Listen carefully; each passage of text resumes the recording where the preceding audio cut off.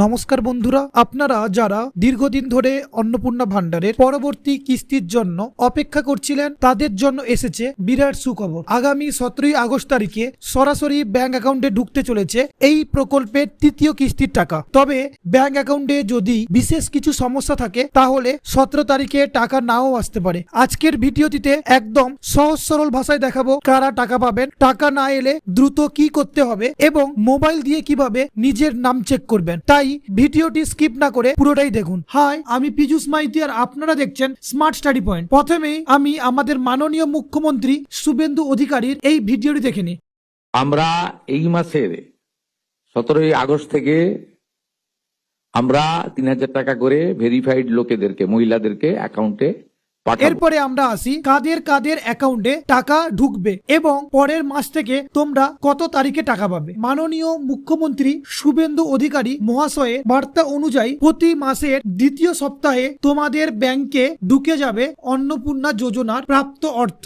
এর জন্য তোমাদের ব্যাংকের বইয়ের সঙ্গে অবশ্যই ডিবিটি লিংক বা কেওয়াইসি প্রয়োজন। এছাড়াও যিনারা টাকা পাওয়ার যোগ্য উনাদের নাম আমি আগে আলোচনা করছি। যাদের 3টি বাড়ির নিচে বাড়ি আছে, অর্থাৎ যেসব ফ্যামিলি 3টি রুমের কম রুম আছে, তারা পেয়ে যাবে এই অ্যাকাউন্টের সুবিধা। এছাড়াও যাদের বাড়িতে কোনো সার্ভিস হোল্ডার নেই তাদেরকেও এই প্রকল্পের প্রাপ্ত অর্থ প্রদান করা হবে। এই প্রকল্পের আয়ত্তায় পড়বে না তাদের সম্পর্কে। তাদের প্রথম যে নামটি আসে সেটি হচ্ছে অঙ্গনওয়াড়ির কর্মী ও সহায়িকা। তারা সরাসরি সরকারির ব্যবস্থার সাথে যুক্ত এবং মাসিক ভিত্তিতে পারিশ্রমিক পান। তাই ওদের পারিশ্রমিক যেহেতু পান, তাই এই প্রকল্পের আয়ত্তায় ইনাদের কিন্তু রাখা হবে না। দ্বিতীয়, আশাকর্মী সরকারি স্বাস্থ্য পরিষেবার সঙ্গে যুক্ত এবং নিয়মিত সরকারি ভাতা পান, তাই উনাদেরকেও এই প্রকল্পের আওতায় আনা হবে না। সিভিক ভলেন্টিয়ার যিনারা মাসিক নির্দিষ্ট পারিশ্রমিক বা ভাতা পান, যেই সব সিভিক ভলেন্টিয়ার, সেই সব সিভিক ভলেন্টিয়ারকে কিন্তু আমাদের এই প্রকল্পের আওতায় আনা হবে না। এছাড়াও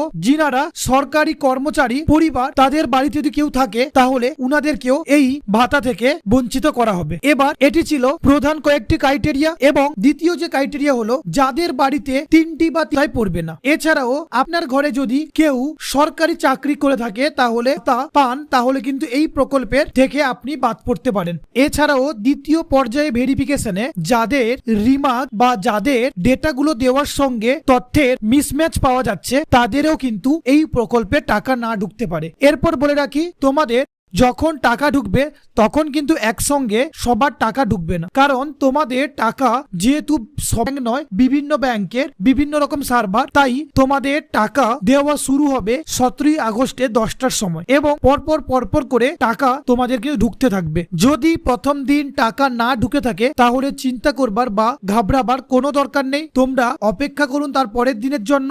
2-1 দিন অপেক্ষা করার পর তারপরও যদি তোমাদের টাকা না ঢুকে তাহলে পার্শ্ববর্তী যে ব্লক বা অঞ্চলের অফিস আছে সেখানে গিয়ে অবশ্যই যোগাযোগ করুন। যদি ভিডিওটি তোমাদের কাছে ইনফরমেটিভ বলে মনে হয় তাহলে অতি অবশ্যই একটি লাইক, কমেন্ট এবং অবশ্যই চ্যানেলটিকে সাবস্ক্রাইব করে বেল আইকনটি অন করে দিবেন এই ধরনের ইনফরমেটিভ ভিডিও পাওয়ার জন্য। ধন্যবাদ।